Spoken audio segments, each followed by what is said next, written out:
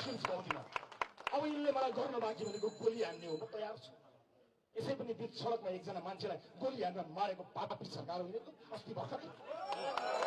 मैले मेरो प्यारो चितवनलाई गएर बताउनु पर्नेछ म माथि के भयो। 84 दिन यिनीहरूले मलाई के गरे। दासढुङ्गाको बाटोबाट मध्य रातमा कुन नियतका साथ यिनीहरूले मलाई लिएर गएको थियो मैले चितवनलाई भन्नु छ। मैले बताउन पाउँछु पाउँदिनँ मलाई थाहा छैन। मेरो टाउको माथि तरवार झुन्ड्याएको छ मलाई थाहा छ।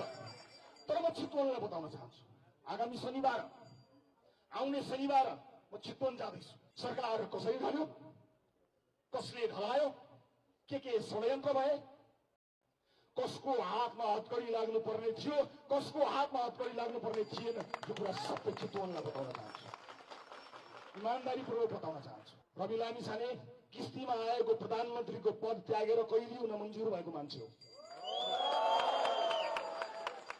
मैले ज्यानको माया मारेको छु, तपाईँको पदको लोभ गर्नुभयो भने तपाईँलाई र मलाई पाप लाग्छ। मैले ज्यानको माया मारेको छु। त्रिशुलको धीरे दासढुङ्गा हुँदै लिएर गयो मेरो परिवारलाई, मेरो वकिललाई कसैलाई थाहा नदिकन लुकाएर मध्यरातमा के नियतले मलाई उठाएर लिएर गयो। जनता खुसी हुन्छन् भने तयार, मैले हात पहिला पनि देखाएको छु, अझै पनि लगाऊ हतकडी, म तयार भएर बसेको छु। तर गलत भइरहेको छ।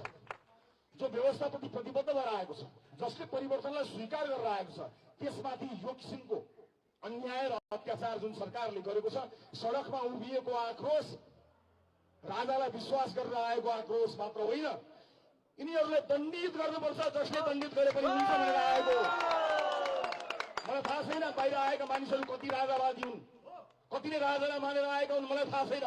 तर यिनको तन्त्र, यिनको नेता तन्त्र अन्त्य हुनुपर्छ भनेर त्यो आक्रोश बोक्न चाहिँ आएका हुन्, मलाई थाहा छ।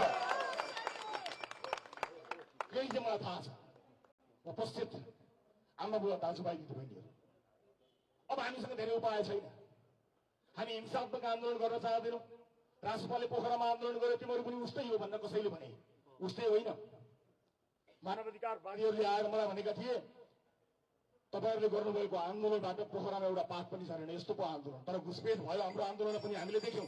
जुन दिन अदालतमा मुद्दा बुझायो, हाम्रो पार्टीले विज्ञप्ति निकालेर भन्यो अब कुनै पनि आन्दोलन नगर्नु होला, किनकि सरकारको हातबाट अब अदालतमा गएको छ, हामीले अदालतलाई सम्मान गर्छौँ भनेर भनेका हौँ। तर यिनलाई त्यो पनि रुचेन।